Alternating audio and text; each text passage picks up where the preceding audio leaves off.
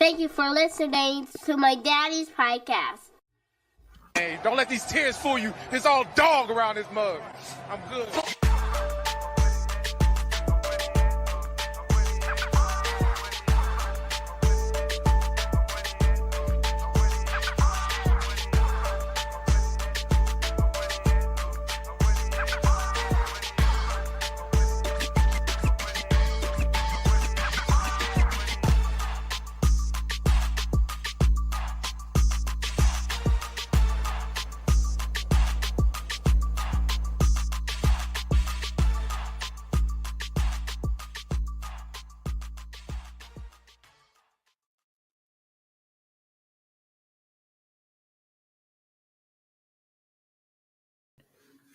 Hey, what's going on, Who Dat Nation? It is yours truly, Timothy J. Jones. And yes, I am the host of the State of the Saints podcast.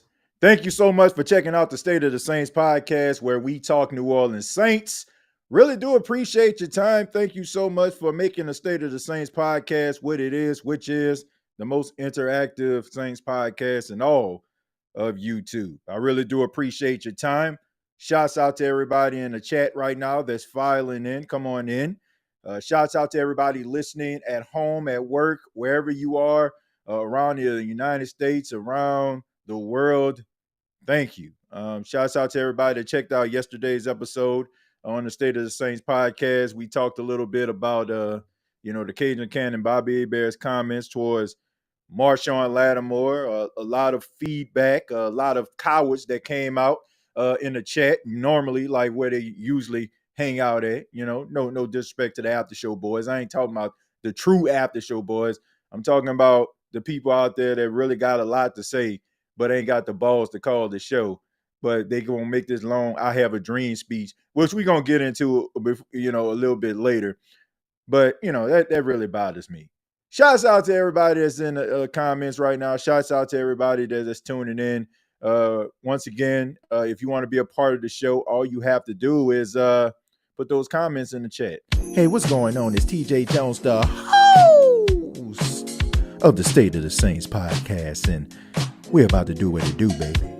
You probably have something to say about the black and gold that's burning hard in your soul. Take those fingers, give them the working. Put them comments in the chat. Put those comments, put them in the chat. All you got to do is go ahead and put them things in the chat. I want to hear what you got to say. I want to hear from you. Talk to me and not talk back. Oh, you ain't got to worry about it. All you got to do is talk to me. I talk back to you now. Put those comments, put them in the chat. All you got to do is put them comments in the chat. I want to hear what you got to say.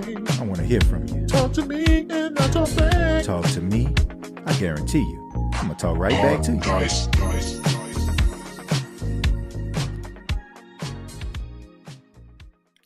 That's right. That's right. All you got to do is put those comments in the chat. And for those that are checking it out after the show is all said and done, couldn't catch the live, and really want to watch the show and not hate from the sidelines, shouts out to them after show boys. Shouts out, shouts out, shouts out, shouts out, shouts out to them after show boys. Shouts out, shouts out, shouts out, shouts out, shouts out to them after show boys. They be tweeting and be posting, they be tweeting and be posting, they be tweeting. Yeah, them after show boys. They be tweeting and be posting, they be tweeting and be posting, they be tweeting. Yeah, them after show boys. Shouts out to all the after show boys, after show girls out there. But before we get into the topic of our organized team activities, I mentioned if you're just tuning in, you didn't catch yesterday's episode, I encourage you to do so, because to me, I think it was probably one of the best episodes that we did here on the State of the Saints podcast. But when you start talking about things like racism and bigotry and racial comments, they always got those people that try to pull up, right? They try to pull up, they try to get you told. And once again, don't have the balls, the huevos, the cojones to call the show when the show is live, but they always seem to catch it. But I want to give a person the credit that they deserve for being a coward. And that comes from Mr. L. Ray David, 1857. Now, L. Ray David, 1857, I feel like it's extremely appropriate for him to have 1857 as his profile name, because clearly this is what the rhetoric that he's speaking from actually stems from. 1857 mind frame. But let's go ahead and read some of these things that he said. All right.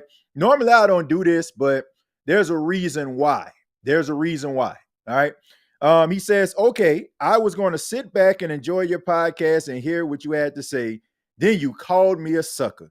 First off, dude, I said anybody that feels the same way that Bobby Bear does when it comes to like Marshawn Lattimore putting those comments out there without any credible evidence, and you're supporting that, you are a sucker. So I stand by that.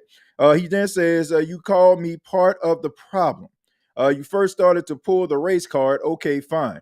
But you never put on a clip of Bobby saying anything racist. Now, first off, if you notice that he said at the beginning of that whole comment, he said that he didn't listen to the show. He was about to watch the show. So how is it that you know, if you didn't watch the show and you cut it off, how would you know that I put anything in there? But of course, I said I only used a 2 minute and some odd second clip from Inside Black and Gold to try to kind of give people an understanding of what he said. And then I also said for people to go to Odyssey so they can hear it in its entirety. That is what I said. But of course, once again, people like to say different things, but they don't really know what the hell that they're talking about. They just start talking. He says, you started to pull a race card. He says, is your problem that a white man says something negative about a black man? That's racist to you. Please stop being a victim. As for Bobby not citing his sources, a lot of time journalists keep their sources anonymous. As a journalist, you should know this. And Marshawn's character issues, I can't comment because I'm not inside of the locker room. And as a teammate, I have no idea how he is. But one thing I can say is getting paid millions of dollars, you should definitely show up to OTAs or whatever other team activities, functions there is. I mean, why even have OTAs if superstars aren't going away due to injury concerns? The NFL is where the best come together to compete, blah, blah, blah, blah, blah. Then he strolls down and talks about Jameis Winston, Marshawn Lattimore, and Alvin Kamara, Michael Thomas, and Jameis Winston, and how a team should work, and how, Cam Jordan and Demario Davis are leaders because they showed up. But here's the thing. I ain't about to read that whole I have a dream speech, but I say that to say this. Number one, the reason why I'm saying this is because dude is a straight up 100% clown. All right. Dude basically saying that we're victims because we feel like by, slandering a man's character by saying that insinuating that the guy smokes weed, insinuating that the guy needs to work on, the way that he talks, right? He doesn't know how to talk. Then, you're going to say that he's not a good person. You don't even know the guy. He even said that he doesn't really know him that well. So how can you say up here and say that you know a guy isn't a good person and you don't even have a relationship with that person? As far as like playing a victim, this is what these backwoods white folk like to do, right? They like to say that when black people start bringing up things like racism, they say that, oh man, you're trying to play the victim. I'm not trying to play the victim. What I'm saying is how it is perceived by the general public. How it's perceived, people can look at Bobby Hebert's comments as racist. Racial comments. Doesn't mean that he is racist. That means that his comments are racial. And if you probably would have stuck around to the end of the show, you would have heard me break that down. But of course, we like to put comments without looking at the whole body of work. Unlike a person that probably didn't even listen to Bobby Hebert's comments, but also had a lot to say to me. And also, here's another thing.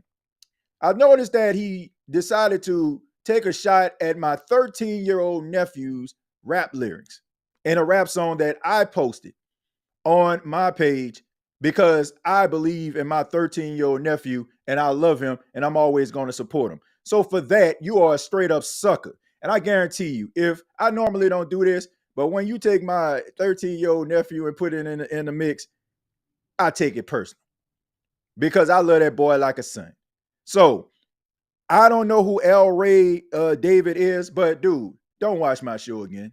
And if you're actually watching this right now, just know, bruh, like it's probably a good thing that you wouldn't be close to me at this moment.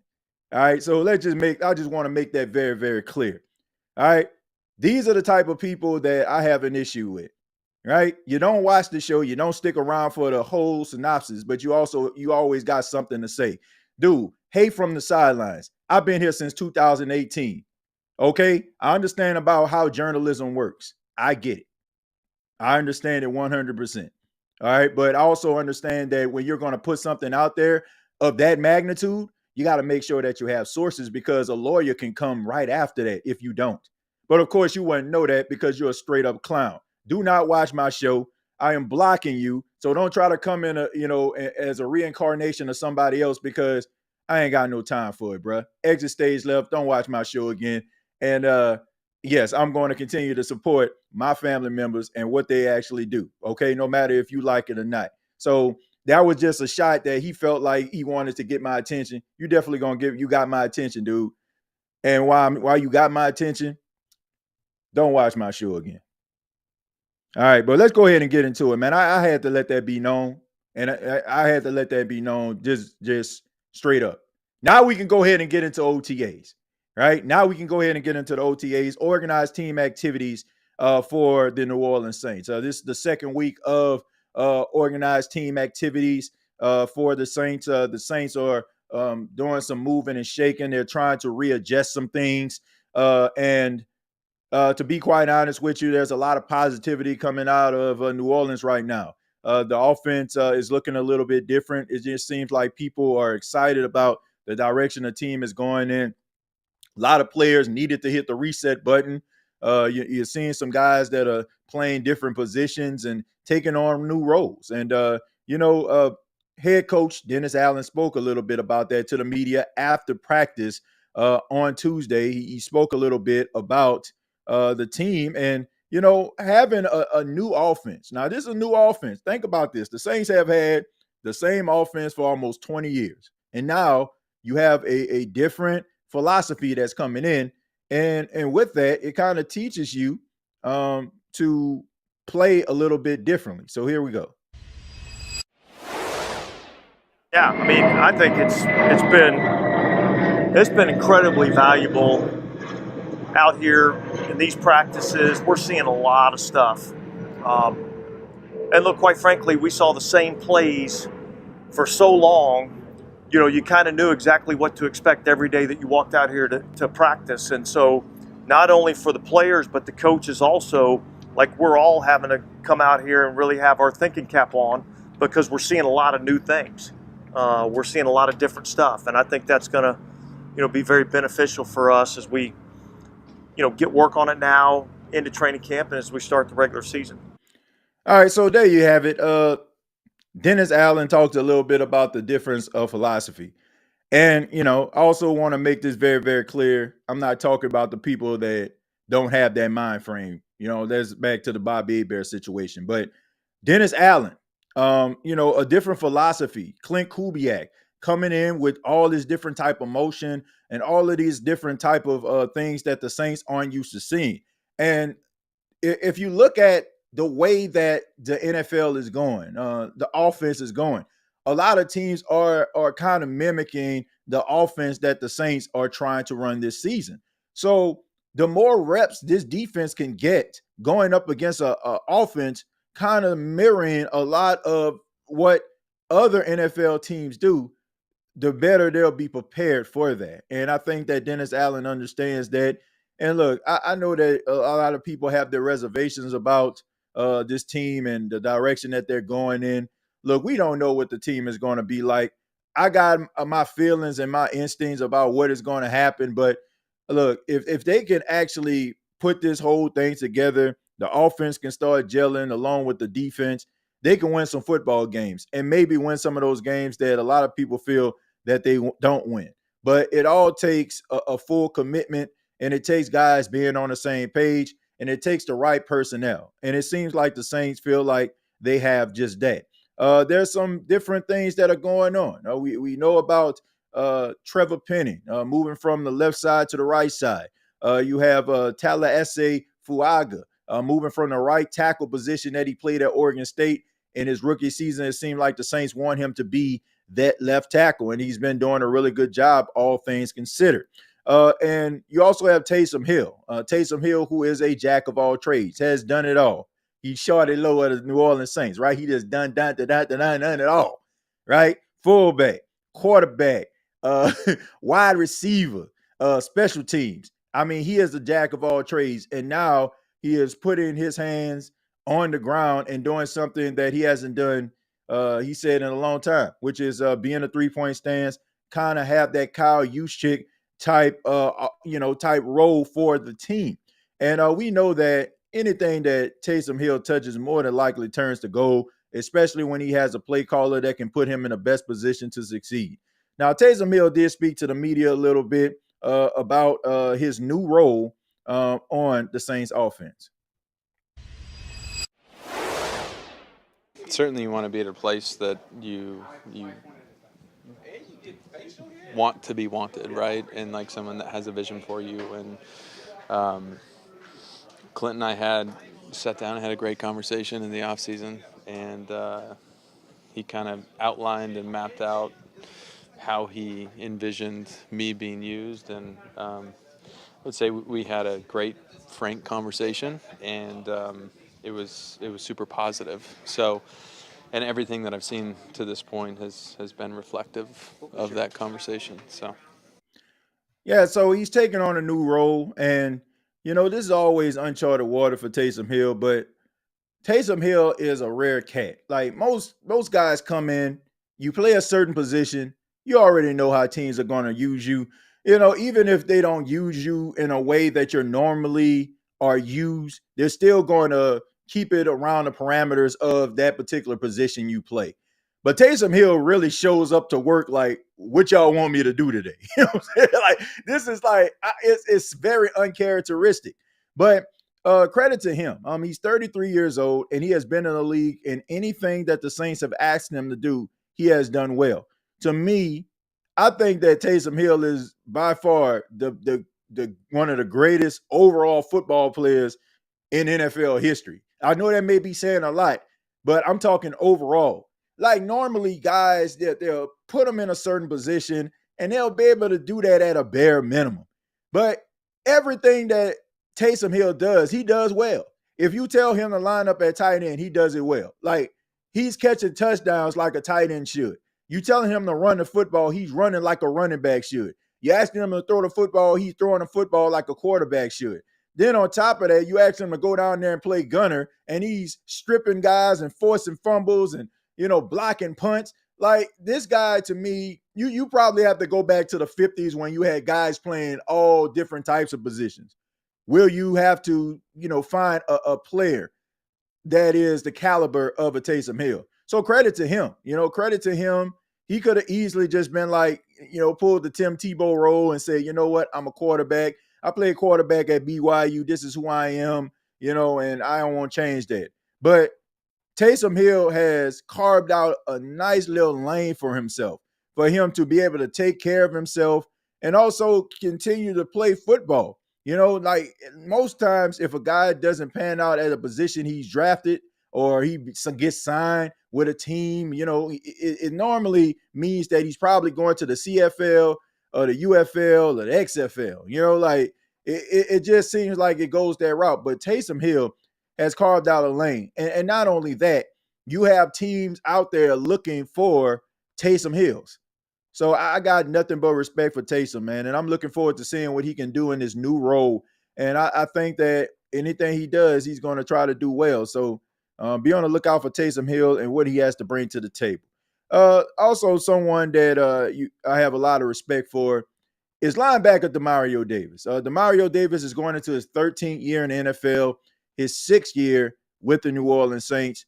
We know that he is the epitome of a leader. I mean, this guy is a true leader of this team. He's very motivational. He's not just talking about football when he talks with these pressers. He's talking about life. He talked a little bit today to the media about, his gospel explosion. He's going, collaborate with Derek Carr that's coming up down in New Orleans at the Mahalia Jackson Theater. But on top of that, he spoke a little bit about his longevity in the league and how he has played for the Saints for 6 straight seasons and hasn't missed a game? That's a great question. Number one, nobody plays this game and walks away unscathed. It just doesn't happen. They tell you that on the front end. You got to know what you're signing up for. And I just think, I kind of live my life this way, that you don't make it this far in the game, even into this game, and then as far in this game, and especially without injury, without, a little extra insurance or a little extra covering. I think it's just by the grace of God, a lot of it. So I can't take credit for that part, which is a huge part, because any play you could be in a situation and something could happen.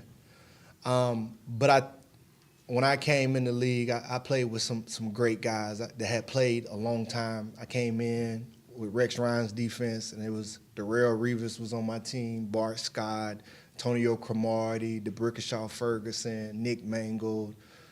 I played with Lawan and DeJuan Landry. I had some guys who had built extensive pro careers, and I used to just ask them a bunch of questions.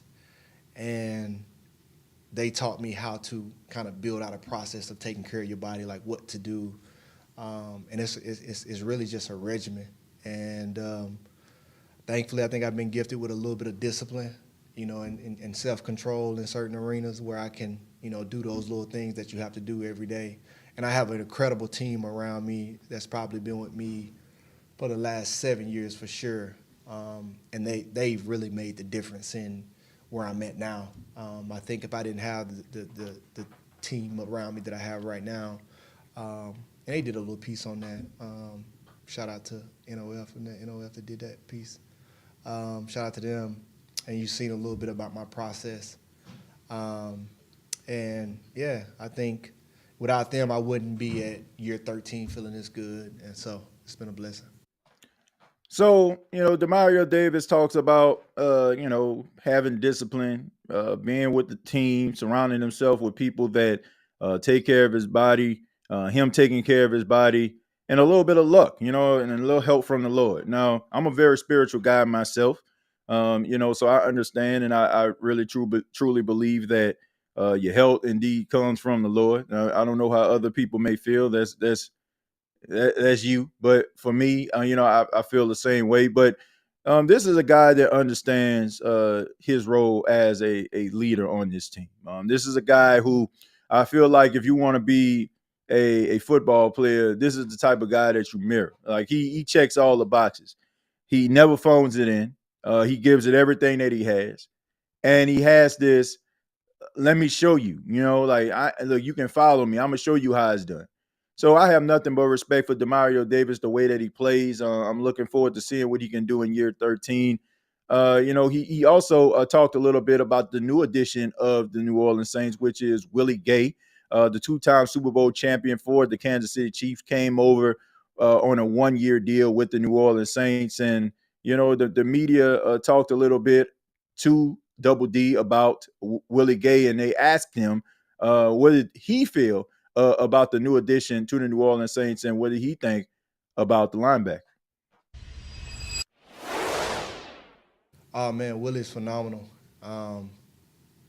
He's a Mississippi boy, so shout out to the SIP.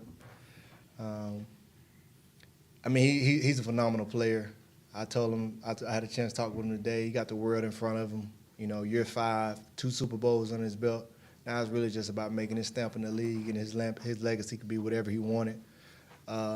He's fast, he's explosive, he's smart, he's physical. And he can do it all. He can play, Mike to the Sam.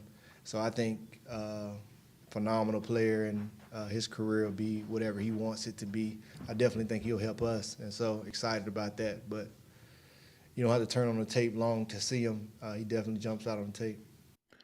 So, Willie Gay came over on a 1-year deal. To me, he definitely flashed for the Kansas City Chiefs, the games that I watch. And, if he can go out there, put his best foot forward, the sky's the limit for him. This could be one of those things where he can get a contract extension with the New Orleans Saints. And, when you are blessed enough to win a Super Bowl championship very early in your career, you can kind of chase that bag. Like you already have been at the highest point in the NFL, which is winning a Super Bowl. And now you can go out there, get that bag.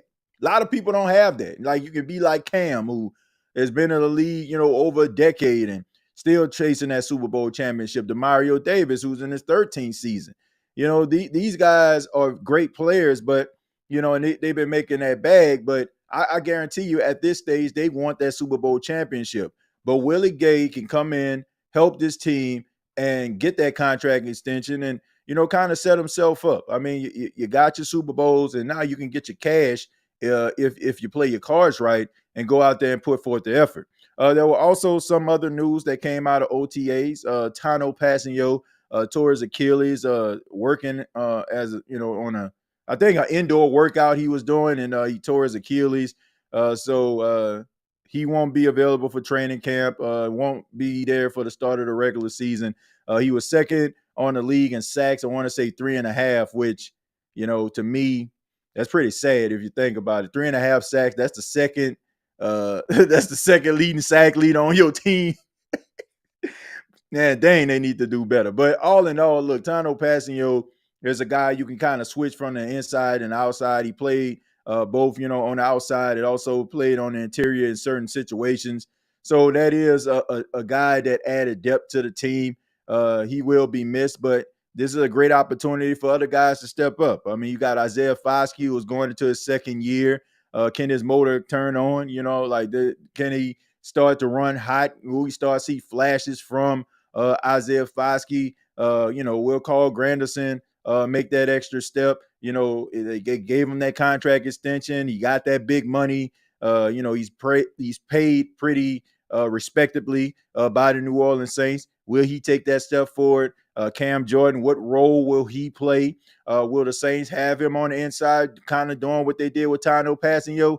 And also Chase Young, who has been around the facility, hasn't really taken part in too many things, but, he had the neck surgery. How would that neck surgery play a role this season? He had 7.5 sacks. He played 16 games last season between being with the Commanders as well as the 49ers. So he showed that he can actually play a full season, which is a plus. And not to mention, he was pretty effective in that Super Bowl versus the Kansas City Chiefs. So if they can actually get, lightning in a bottle in a form of Chase Young, I think they'll be fine. And Chase Young, he just signed a 1-year, $13 million deal with the Saints. So it's not like if he doesn't go out there and performs, doesn't mean that, that means that if you don't go out there and perform, I should say, you won't get that bag. But if you do, I guarantee you the Saints probably would sign him to an extension.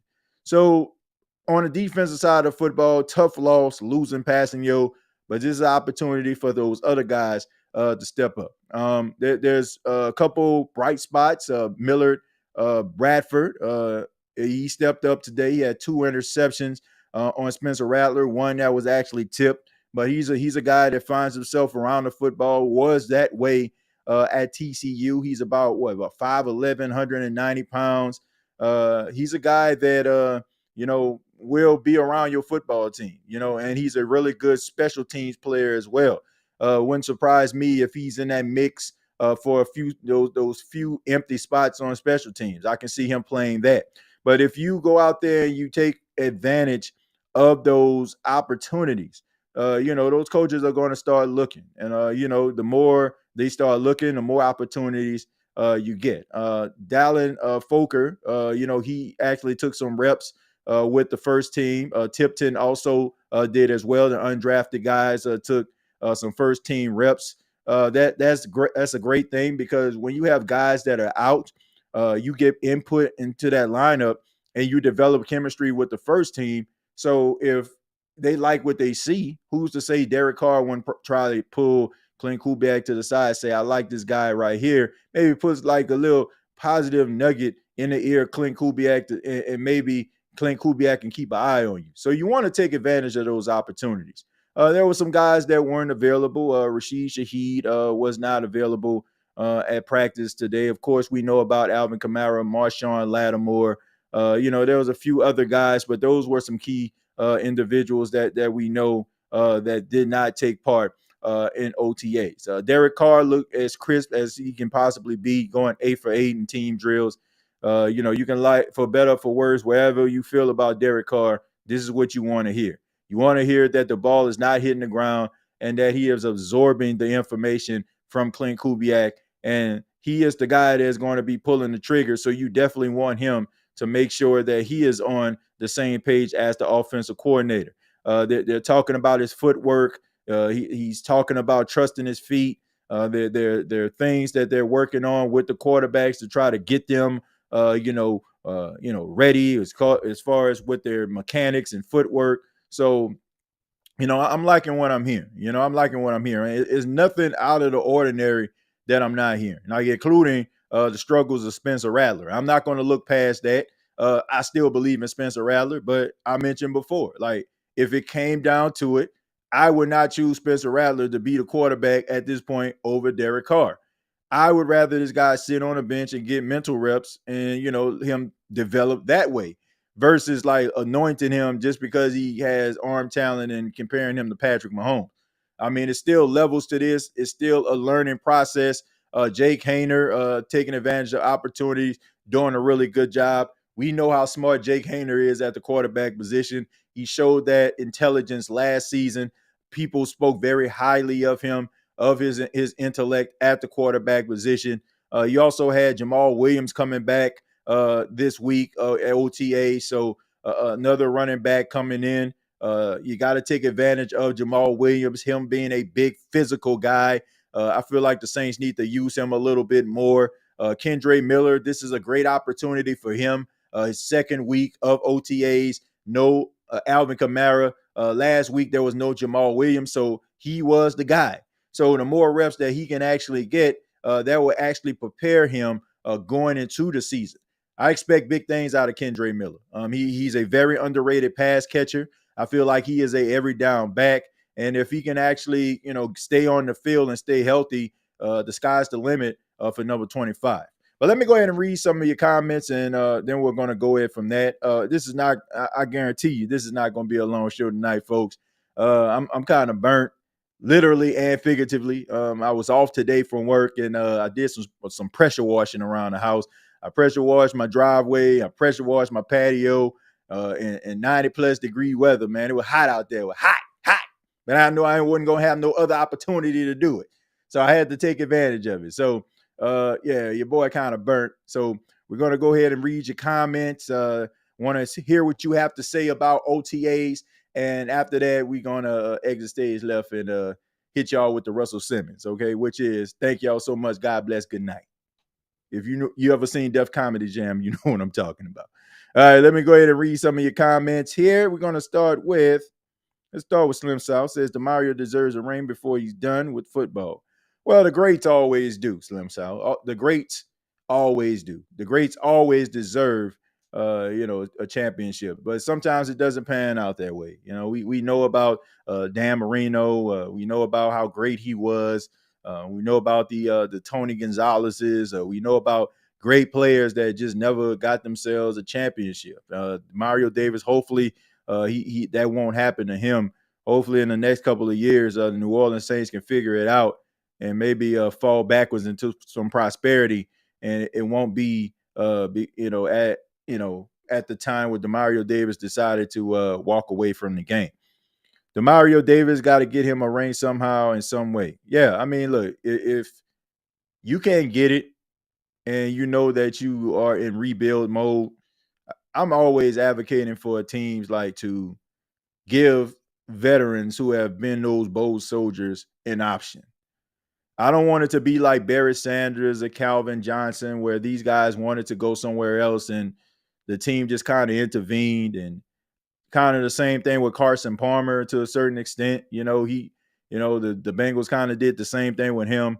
I just think that that's ego, when it comes to that. Billionaires not wanting to budge and not wanting this lowly person that they feel like they can make or break, get the best of them. I feel like you should give that player a choice. Like, give them a choice if they want to stay with the team or if they want to try to chase a championship. So if they can't get it together, Let him go somewhere else. What's up, TJ? I'm not an after show boy today, said Justin. Well, thank you. I appreciate it, Justin. But hey, even if you are an after show boy, I still appreciate you checking out the show. Prayers for Tano. Yeah, that's the worst right there. When you're just trying to do the little things to get better, you're in training, trying to get your body in tip-top shape, and then all of a sudden something like that happens. Yeah. Prayers up for him, man. But he's a big, strong guy, and I'm guaranteed he's probably rehabbing right now as we speak. Mario, TJ, the host. Thanks so much for being here, Mario. Thank you for that. Chemo is in here, giving a shout out to Mario. Mike is in here saying prayers up. I assume that's towards Tano passing yo as well. Keen Arthur says, TJ, are there any rookie undrafted free agents you expect to flash in the pan this year? You mean like just, a flash in the pan, like somebody that they just hyping up, or you just talking about like somebody that's going to stand out?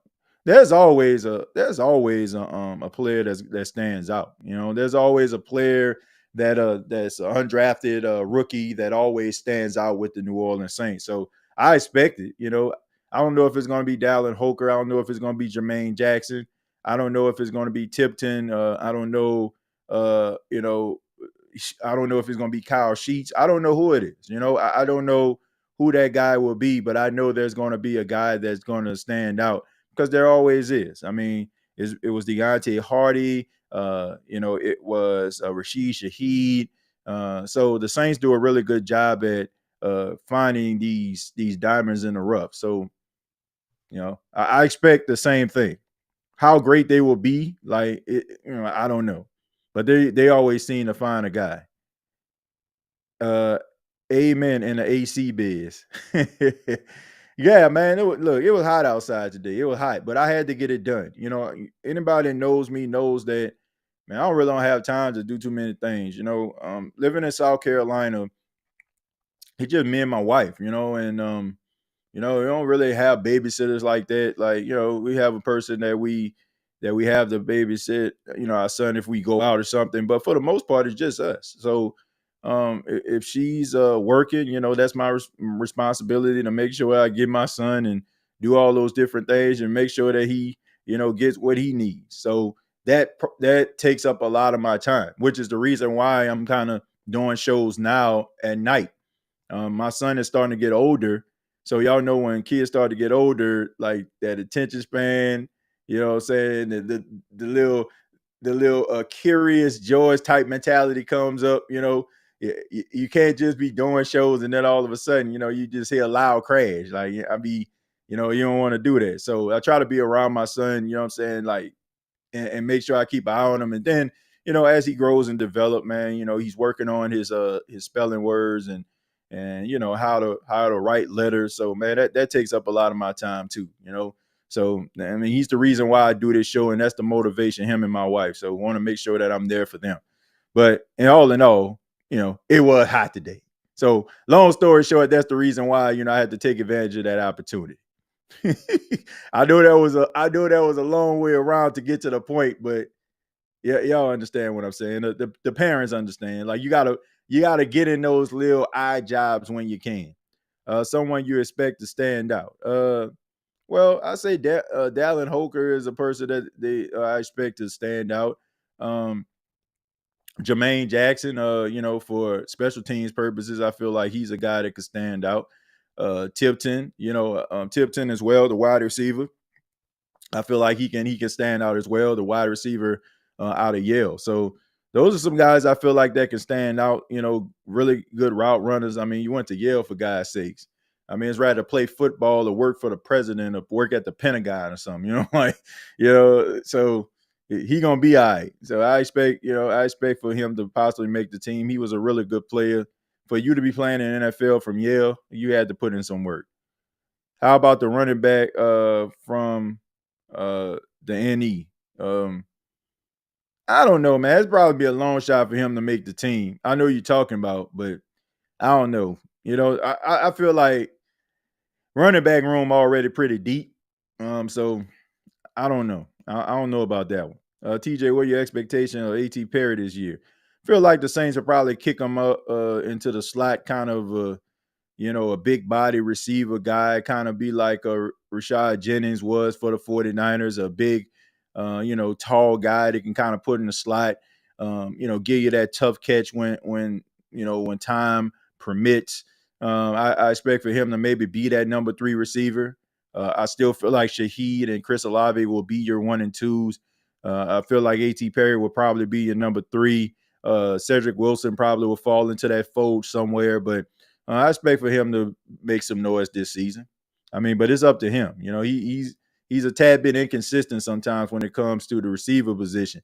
He's a really good pass catcher, but he got to make sure that he's consistent with it.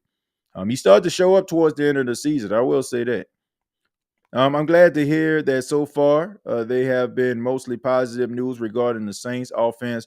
I just want to see this team win, and I want to cheer them on in the playoffs again. It's been a while, says Tyrell. Look, I like what I'm hearing. Like, I don't want to hear any negativity, but, this is a wait and see approach.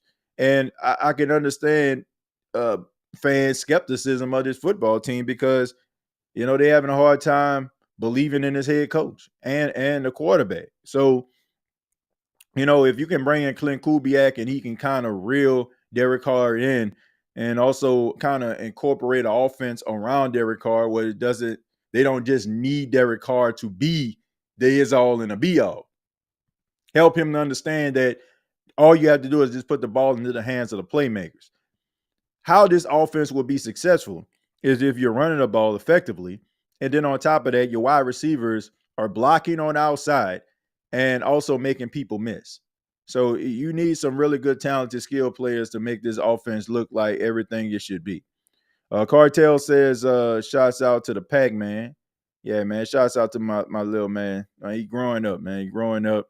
And it's just fun to watch, man. Like, watching him grow up and just talking to him and, just try to, work with him on little things, man. It's the highlight of my life, not just day, but life. It's amazing to basically love something almost, I say almost, love something more than you love yourself. And, and just value, every single moment that you have. So I know I'm talking to a lot of you parents out here. Y'all know how I feel. How Bud Means looking. I've heard positive things about him, Oath. I heard that he looks the part. I can't remember who it was, but they said that they can understand why he was drafted, the way that he looked, the speed, the burst, and acceleration, the hands, the strong hands, stuff like that. So that's what you want to hear from a young guy. Bruce Saint, thank you very much for the $5. Says, since DA is spitting more knowledgeable ish, do you think Klint has him under his foot or just mutual respect? Well, I think it's mutual respect, Brute. I don't think he came in and, I don't think there's some smoke-filled room type conversation that was had between Mickey Loomis and Klint Kubiak. I feel like they feel like he is the guy that can help this offense. And all indications say that he can. I just think that if they cannot make this team successful, I just think that you have to cut your losses with Dennis Allen. So if he is good at his job and, they play well offensively, but they still lose and they don't make the playoffs and they fall short, I mean, that could be a conversation that you have. But by no means feel like it should be a foregone conclusion because, for God's sake, folks, that's how we got in this position right now because we tried to hide from within, right? We felt like, we had the right people in the room already, and we went with Dennis Allen, and thus we're dealing with this and going through the motion. So he may be the final answer, but you by no means need to make it a foregone conclusion. You should go out and do your homework. If Ben Johnson is still out there, Bobby Slowick is still out there, like you need to look at some of these other guys who decided to stay with their teams, but were highly touted, highly sought after, but they decided to stay where they were.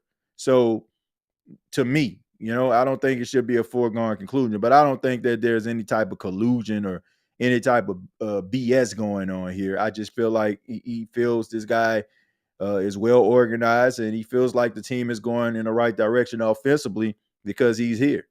A little bit off topic, but didn't know the Lions signed Traquan Smith. I knew that. Knew they signed Traquan. Look, man, Traquan just didn't work out in New Orleans. That don't mean that man can't feed his family. I get it, man. We had high expectations for Traquan Smith, but look, as long as this man can play in the league, feed his family, it's cool, right? Everybody can't be a star. You know, some players have, you have high expectations for, and it don't pan out. But I'm happy for him. I'm glad that he landed on his feet and he found a job. As long as Traquan Smith not signed with the Saints, Traquan still exists. Hey, man, a lot of Traquan hate up in here. A lot of, I won't call it hate, but not many fans of Traquan. I was just a little bit surprised. Yeah, I mean, look, he does have good qualities. He does have good qualities. I guess when you suspend the thought of him being like a top receiver, everybody's not going to be Randy Moss. Everybody's not going to be Jerry Rice. Everybody's not going to be Chris Carter, right? But you still need those dirty work wide receivers that do the jobs that, make sure that the running back can spring for a longer run on the outside, or, if you need a catch, in a certain situation and your number one receiver is blanketed. So, there's still a role for him. I mean, Kyle Korver made a living off a clutch 3-point shot. Mike Miller made it off a clutch 3-point shot, right? How many guys have been in the NBA, haven't been stars, but you kick that joint out, they'll be right there. They'll be Johnny on the spot, right? I mean, everybody can't be LeBron. Everybody can't be Kobe, right? Everybody can't be a star receiver, but they still need role players. So that's what Traquan is. I'm going to take a few more, then we're going to go ahead and get up out of here, folks. Like I said, it's not going to be a long show tonight. We'll probably keep it a little bit longer on the next episode. I'll probably open up the phone lines again. Just been a long day, long day, folks. TJ, like I said Monday night, never apologize for your rants and cussing. It needs to be heard, and I am with you 100%. Yeah, man, look, I normally, when I look at the comments, I kind of just keep it going, keep it moving. But, like, I just felt like, number one, you putting words in my mouth. I ain't never said anything about being a victim. And then on top of that, like, when you start, taking shots at, my family, or like that was it for me. Like that was not cool right there. That was just completely out of bounds. I'm gonna always support my family. I'm gonna always support my nephew. Y'all know my nephew. He's been on my show before. So. I'm always going to support whatever he does. And I just felt like, that was whack and corny at the same time. Like, you can have a problem with that, but when I see that, like, I was like, yeah, that's just too much right there. So yeah, it's not what I need to see. Look, I understand that you have people that's going to disagree with some of the things that I'm saying. But I didn't say anything about being a victim, but that's how, some people feel. Like, they feel like anytime, a person of color say anything about certain things that they're considered racial, they feel like, oh man, look, they're always playing the victim. I don't have to play the victim. What do I need to play the victim for? Like, I think I'm pretty good. I got a nice little broadcasting job. I got a wife that loved me. I got a son that loved me. Got a nice little house out here in Myrtle Beach. I'm straight. You know what I'm saying? Like, I'm good. I'm good over here. You know what I'm saying? Like, I got a nice little platform right here. You know what I'm saying? That you all, bless me, with donations from time to time, Bleacher Report. So why do I need to play victim for anything? It's about what's right and what's wrong. And I just feel like sometimes people are culturally clueless because they rather sit up there and defend their thoughts than to actually see how their thoughts can make somebody else feel.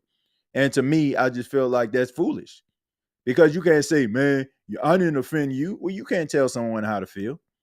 You can't. And what he said about insinuating the man smoking weed and he needs to, have speech classes and all those different things. Like, what does that have to do with football? It has absolutely nothing to do with football whatsoever. You can have a problem with him not showing up, right? I mean, the questions have been going around all OTAs. Well, he's not here. What do you think about a guy not being here? Like, who cares, right? I mean, I just read an article that Jamar Chase and T. Higgins ain't at practice, ain't at OTAs. Like, who cares? I've never seen week 10 team below 500. And I said this on X. I never seen a team week 10 below 500. And somebody said, man, the reason why they below 500 is because they didn't have these few players didn't show up for OTAs. Like, this is the part of the news cycle where, you're just trying to find a story, trying to find a little something going on, because there's very little that you can actually talk about. So these guys are in shorts and jerseys and protective headgear right now. So to me, like, what are we doing? So that's my biggest issue. And you got us, bro. We extend family. Yeah, I appreciate that, Tom. Like I said, man, you all make this show what it is. Like, through your support, through donations, through comments. I'm always appreciative of that. I never lose sight of that type of stuff. But I ain't got it. Like, I'm not a victim at all. But what's right is right and what's wrong is wrong. It has nothing to do with victimhood here. It has everything to do with how those comments can be perceived, and the fact that nothing actually happened to Bobby Bear whatsoever, or nobody even said anything about it, is the issue that I have. Because maybe, you have a state that's full of enablers, because you have a lot of people that feel the way that they do. I want to say even he's not there anymore, but I can remember Christian Garrett when he was there talking about CJ Gardner-Johnson, call this man a thug because of the songs that he makes. He does rap in his spare time on top of playing football. It's just stuff like that. Like, I just feel like when some of the comments that are made goes beyond the parameters, of the game, right? And I just think that when you start touching on people's personal lives and you're insinuating things based on your feelings, and especially things like that. Like, you can say, man, I feel like he kind of phoned it in. He could have did better. I watched the tape. I get all that, but saying that a guy could possibly be addicted to a drug without any credible evidence, saying a guy is not a good person without any credible evidence, and you can say that, maybe somebody in the locker room said you're not supposed to cite your sources. People don't have to cite their sources. I never cited my sources, but I can tell you certain things that happen, right? You don't have to tell you according to such and such, such and such. But if you're going to say that a guy is not a good person, who said that? Who said it? So there you go. That's why we're here for you, TJ. I appreciate it. Don't listen to them haters. I don't, says Hurricane Mike. I don't worry about, look, in order for you to have haters, that means you're doing something right. I don't feel like I have haters. I just feel like some people don't like some of the things that I say. I don't like, for the most part, like, if I go to comments, I don't see too many negative things. Like, it's a lot of positive stuff. So it's not like people just sitting up there just hating. I think some people have their views, and I have no problem with that. But if you're going to have views, don't insinuate things, right? You can't say I was about to watch the podcast and then start talking about I didn't do this and I didn't do that. You didn't watch the podcast, so you don't know what I did. I could have, at the 45-minute mark, I could have broke everything down. You wouldn't know. So I just feel like that first comment just automatically make you look crazy. Like, I didn't listen to nothing that you said, but this is how I feel about what you said. That doesn't make any sense. But final thought. Saints OTAs kicked off. I'm excited to see that. Excited to see what the offense is doing, moving in a positive direction. Seems like the team is in good spirits. Seems like they got the right leadership. Seems like Klint Kubiak is hitting the ground running. Seems like people have an appreciation for him and his transparency and what he expects of the team. And that's a plus. Because when you have a guy that's not only a good coach, but a good teacher, you can have some guys that can really take steps forward. I'm looking forward to seeing how this could affect Chris Olave. He is the number one guy. I mean, he was last year, but now you are the number one guy. He is the guy that everybody's looking for. Will he take that extra step?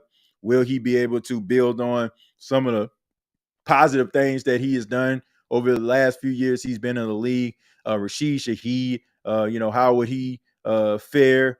He wasn't a part of OTAs. I think he was sick today.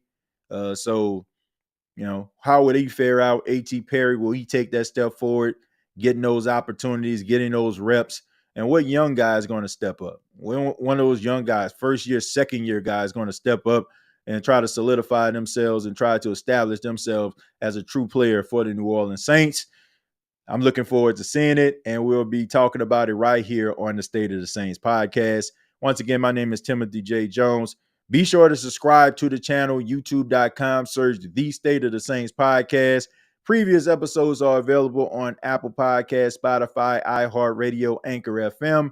Also, you can follow me on X at TJAYJones8. Shouts out to everybody that listened. And of course, like always, for those that couldn't make it, shouts out to them after show boys. Shouts out, shouts out, shouts out, shouts out, shouts out to them after show boys. Shouts out, shouts out, shouts out, shouts out, shouts out to them after show boys. They be tweeting and be posting, they be tweeting and be posting, they be tweeting. Yeah, them after show boys. They be tweeting and be posting, they be tweeting and be posting, they be tweeting. Yeah, them after show boys. Thank y'all so much. Shouts out to the after show boys. Derek, I'm sorry, I got kind of taken back by this right here. Says TJ, I'm from that city, the 7 wards. Started listening to your show a few years ago before my mother got terminal. She loved listening and looking at your show. Now she can't talk and walk, still listening. Oh man.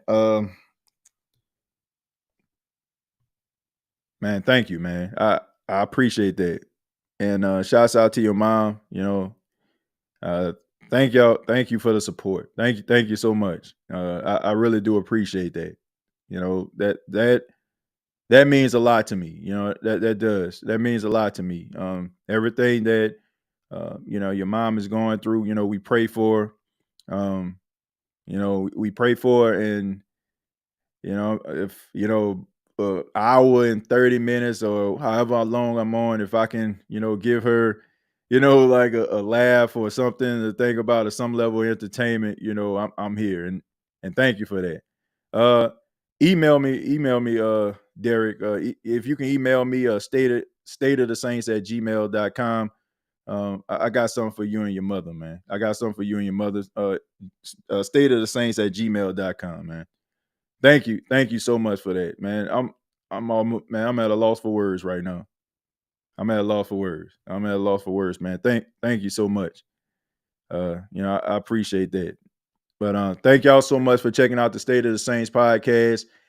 And you all have a good morning, noon, night, whenever you're checking out this podcast. And like always, all I gotta say is, who dat? Thank you for listening to my daddy's podcast. Hey, don't let these tears fool you. There's all dog around this mug. I'm good.